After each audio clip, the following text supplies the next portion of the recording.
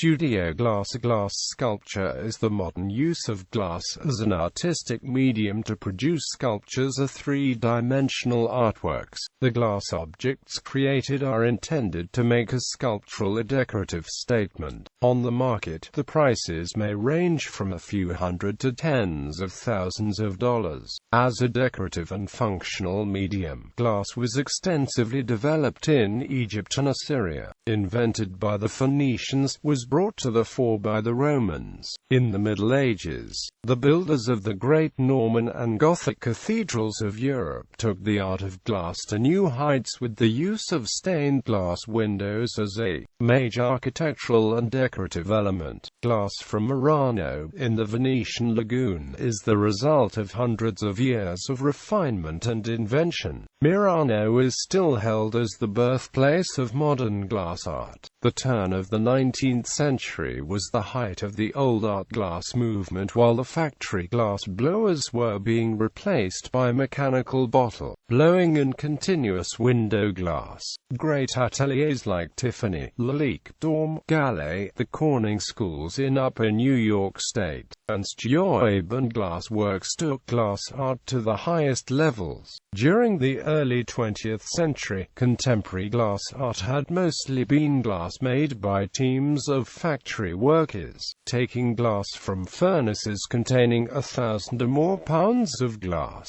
This form of glass art, of which Tiffany and Steuben in the U.S., Gallet in France and Hoya crystal in Japan, Royal Leerdam crystal in the Netherlands and Orifors and Costa Boda in Sweden are perhaps the best known, grew out of the factory system in which all glass objects were hand-mold blown by teams of 4 or more people. Modern glass studios use a great variety of techniques in creating glass artworks, including working glass at room temperature, cold working, stained glass, working glass in a torch flame, glass bead making, glass casting, glass fusing, and, most notably, glass blowing.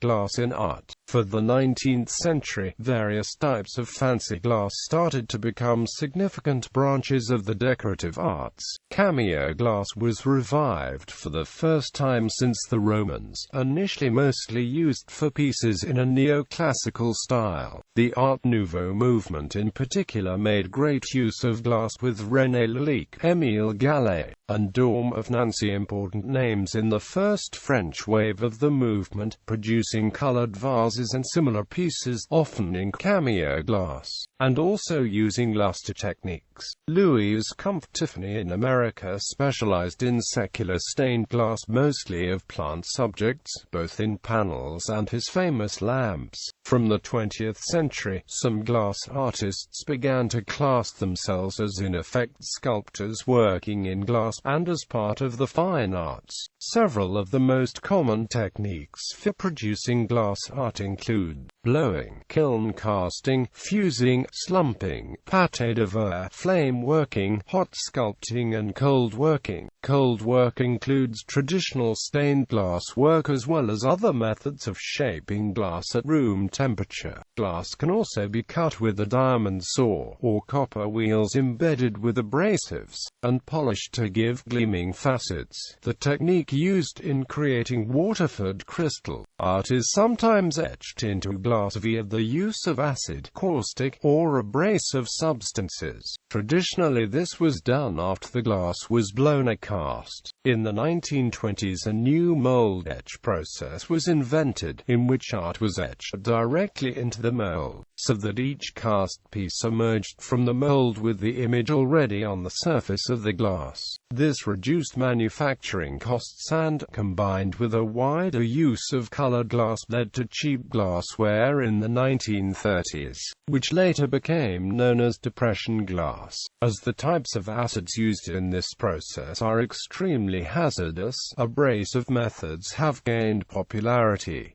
Techniques used in modern studios. Modern glass studios use a great variety of techniques in creating studio glass. The ancient technique of blown glass, where a glass blower works at a furnace full of molten glass using metal rods and hand tools to blow and shape almost any form of glass, is one of the more popular ways to work. Most large hollow pieces are made this way, and it allows the artist to be improvisational as they create the work. Another type is flame-worked glass, which uses torches and kilns in its production. The artist generally works at a bench using rods and tubes of glass, shaping with hand tools to create the work. Many forms can be achieved this way with little investment into money and space. Though the artist is somewhat limited in the size of the work that can be created, a great level of detail can be achieved with this technique. The paperweights by Paul Stankard are good examples of what can be achieved with flame-working techniques. In the 21st century, flame-worked glass became commonly used as adornments on functional items. The glass conductor's baton, commissioned by Chandler Bridges for Dr. Andre Thomas, is a clear example of flame-working being used to transform a traditional item into an artistic statement. Cast glass can be done at the furnace, at the torch, or in a kiln. Generally, the artist makes the mold out of refractory sand, or plaster and silica, which can be filled with either clear glass or colored or patterned glass, depending on the techniques and effects desired. Large-scale sculpture is usually created this way. Slumped glass and fused glass is similar to cast glass, but it is not done at as high of a temperature. Usually the glass is only heated enough to impress a shape or a texture onto the piece, or to stick several pieces of glass together without a glue. The traditional technique of stained glass is still employed for the creation of studio glass. The artist cuts the glass into shapes and sets the pieces into lead camas, which are soldered together. The artist can also use hot techniques in a kiln to create texture patterns, or change the overall shape of the glass. Etched glass is created by dipping glass that has an acid-resistant pattern applied to its surface into an acid solution. Also, an artist can engrave it by hand using wheels. Sandblasting can create a similar effect.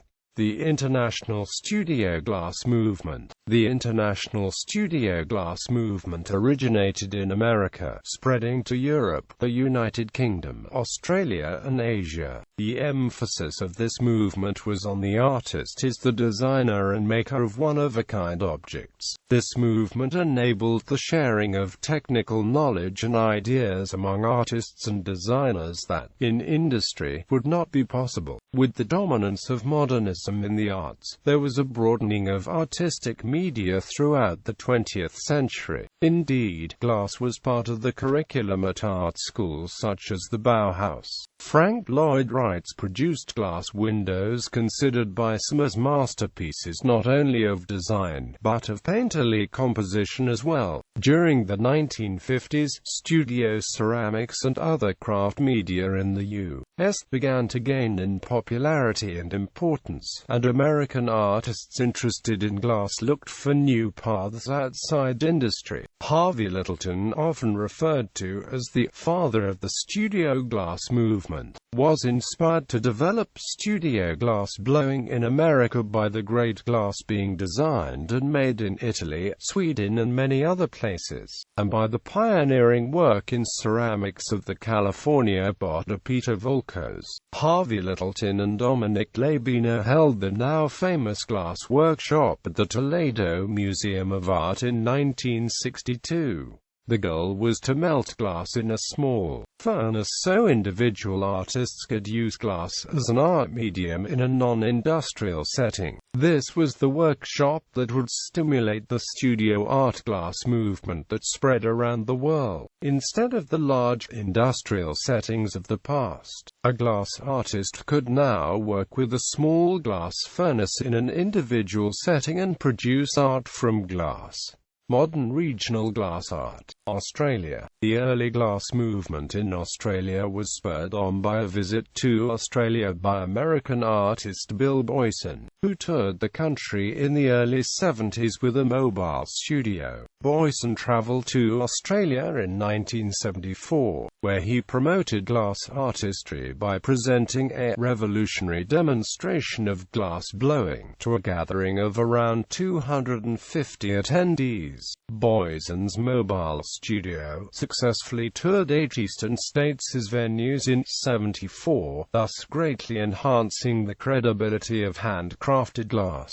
Boyson's visit is credited with helping inspire a generation of artists to work with glass and eventually led to the creation of the National Art Glass Collection in Wagga Wagga, Australia. This important collection includes over 450 works of art and is the most comprehensive public collection of Australian studio glass anywhere. Since that time, Australian glass has gained worldwide recognition, with Adelaide in South Australia hosting the International Glass Art Society Conference in 2005 on only its third occasion outside of the US.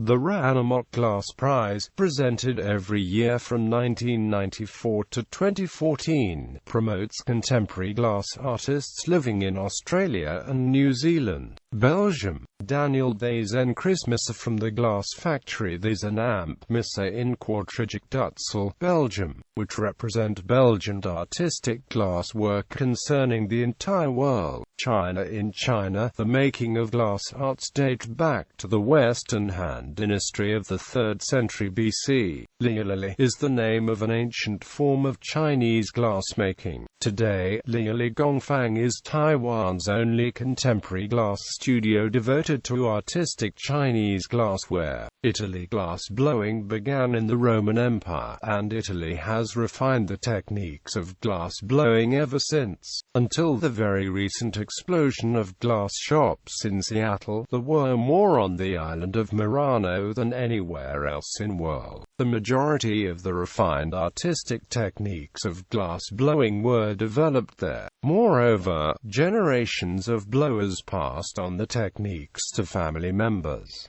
Boys would begin working at the furnace.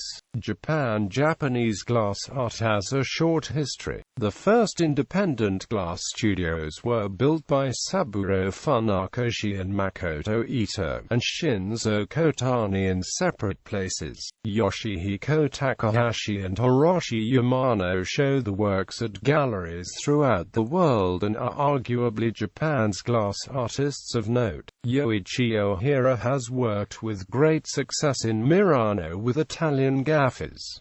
The small Pacific island Nijima, administered by Tokyo, has a renowned glass art center, built and run by Osamu and Yumiko Noda, graduates of Illinois State University, where they studied with Joel Philip Myers. Every autumn, the Nijima International Glass Art Festival takes place, inviting top international glass artists for demonstrations and seminars. Emerging glass artists, such as Yukako Kojima and Tomo Shizumu, were featured at the 2007 Glass Art Society exhibition space at the Pittsburgh Glass Center. Yohei Fujita was another noteworthy Japanese studio glass artist.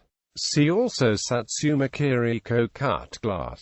Mexico. Mexico was the first country in Latin America to have a glass factory in the early 16th century, brought by the Spanish conquerors. Although traditional glass in Mexico has prevailed over modern glass art since the 1970s, there have been a list of glass artists #Mexico that have given a place to that country in international glass art. The Netherlands. Glass art in the Netherlands is mainly stimulated by the glass designing and glass blowing factory Royal Leerdam Crystal. Such notable designers as H.P. Berlage, Andries Kopier and Sybren Valkema. Willem Heesen had a major influence on Dutch glass art. Later, the studio glass movement, inspired by the American Harvey Littleton and a new work group Glass, founded by Sybren Valkema at the Gerrit Riot Welt Academy in Amsterdam led to a new generation of glass artists. United Kingdom notable centres of glass production in the UK have been St Helens in Merseyside, Stourbridge in the Midlands and Sunderland in the North East. Sunderland is now home to the National Glass Centre, which houses a specialist glass art course. St Helens boasts a similar establishment but without the educational body attached. Perthshire in Scotland was known internationally for its glass paperweights. It has always hosted the best glass artists working on small scales but closed its factory in Crieff, Scotland in January 2002. Glass artists in the UK have a variety of exhibitions. The Scottish Glass Society hosts a yearly exhibition for members. The Guild of Glass Engravers exhibit every 2 years, and the British Glass Biennale, begun in 2004, is now opening its third show. British glass art owes much to the long history of craft. The majority of its glass blowers, who operate small studio furnaces, produce aesthetically beautiful though primarily functional objects. Technical skill as a blower is given as much importance as the artistic intent. Other notable glasshouse artists are Stephen Newell, Catherine Huff, Inet Meach and of course Simon Moore. There are a growing number of art glass studios in the UK. Many specialise in production glassware while others concentrate on one-off limited edition pieces. An Arts Council-funded, non-profit making organisation, the Contemporary Glass Society, founded in 1976 as British Artists in Glass, exists to promote and support the work of glass artists in the UK. Other glass organisations in the UK are the Guild of Glass Engravers, the Scottish Glass Society and Cohesion. Cohesion is a different sort of entity to the other organisations in that it was specifically founded to promote and develop glass art as a commercial concern. It organises trade events in and around the UK and at the international level. Originally it focused only on artists based the northeast of England, but has since expanded its remit to cover the whole of the UK. The Northlands Glass School was established in late 1990s in the far north of Scotland and offers residencies and masterclasses to art students and established glass artists. In November 2007, the glass sculpture model for a hotel was unveiled as an exhibit on the 4th plinth of Trafalgar Square, London, United States. The United States has had 2 phases of development in glass. The first, in the early and mid-1900s, started in the cities of Toledo, Ohio, and Corning, NY, where factories such as Fenton and Stuyvesant were making both functional and artistic glass pieces. Toledo's rich history in glass goes back to the turn of the century when Libby Glass, Owens, Illinois and Johns Manville led the world in the manufacturing of glass products. The reputations earned Toledo the title of the glass capital of the world. These industry leaders, along with the Toledo Museum of Art, sponsored the first glass workshop in 1961. This workshop would lead to a new movement in American studio glass, the beginning of the American studio glass movement. The second, and most prominent, phase in American glass began in 1962, when then ceramics professor Harvey Littleton and chemist Dominic Labino began the contemporary glass blowing movement. The impetus for the movement consisted of the 2 workshops at the Toledo Museum of Art, during which they began experimenting with melting glass in a small furnace and creating blown glass art. Littleton and Labino were the first to make molten glass feasible for artists in private studios. Harvey Littleton extended his influence through his own important artistic contributions and through his teaching and training, including many of the most important contemporary glass artists, including Marvin Lipowski, Sam Herman, Fritz Dreisbach and Darcele. In 1964, Tom McLaughlin started one of the first accredited glass programs at the University of Iowa, and Marvin Lipofsky founded the university-level glass program at the University of California at Berkeley.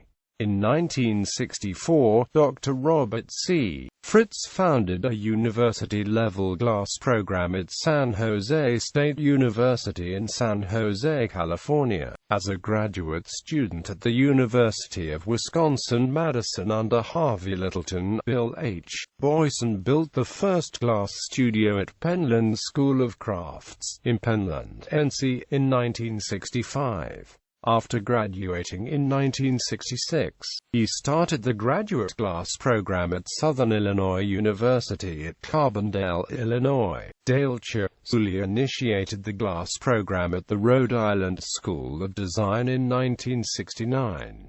Tom McLaughlin joined the Toledo Museum of Art as professor and director of glass in conjunction with the University of Toledo's art program in 1971. American Glass Schools and Studios. The growth of studio art glass led to the formation of glass schools and art studios located across the country. The largest concentrations of glass artists are located in Seattle, Ohio, New York, Pennsylvania and New Jersey, San Francisco, Los Angeles, Orange County and Corning, NY, also have sizable concentrations of artists working in glass.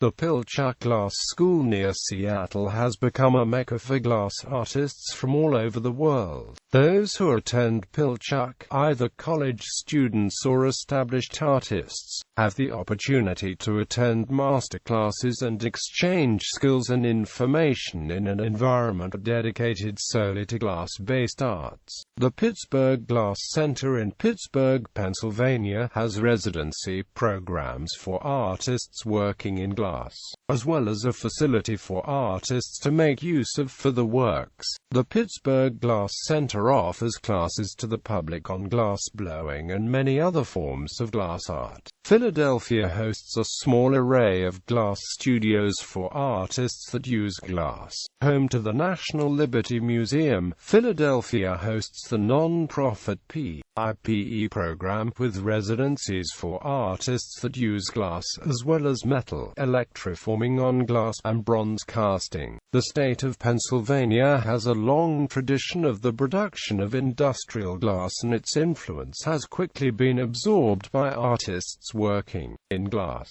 The studio of the Corning Museum of Glass, established in 1996, is an internationally renowned teaching facility in Corning, NY. Classes and workshops are held for new and experienced glassworkers and artists. The studio's residency program brings artists from around the world to Corning for a month to work in the studio facilities, where they can explore and develop new glass-blowing techniques or expand on their current bodies of work. Artists working in the studio have access to the collections of the Corning Museum of Glass, and benefit from the resources of the Rakow Research Library, whose holdings cover the art and history of glass and glassmaking. Wheaton Arts and Cultural Center, located in the historic glass industry capital of Millville, New Jersey, is a non-profit art and history education center that is home to the Museum of American Glass,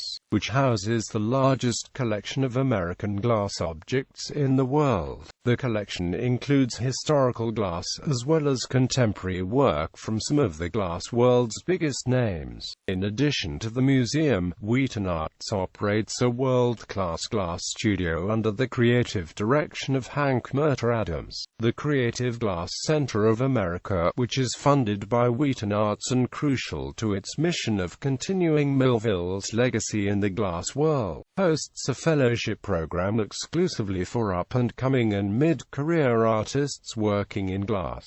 Well-known alumni of the CGCA Fellowship include Steve Tobin, Kite Rhodes, Lino Tagliapietra, Beth Lippman, Gregory Nangle, Deborah Cherisco, Angus Powers, and Stephen Paul Day. Museums. Apart from historical collections in general museums, modern works of art in glass glass can be seen in a variety of museums, including the Chrysler Museum in Norfolk, Virginia, the Museum of Glass in Tacoma, the Metropolitan Museum of Art, the Toledo Museum of Art, and Corning Museum of Glass in Corning, NY, which houses the world's largest collection of glass art and history, with more than 45,000 objects in its collection. The Museum of Fine Arts in Boston features a 42.5 feet tall glass sculpture, Lime Green Icicle Tower, by Darcele.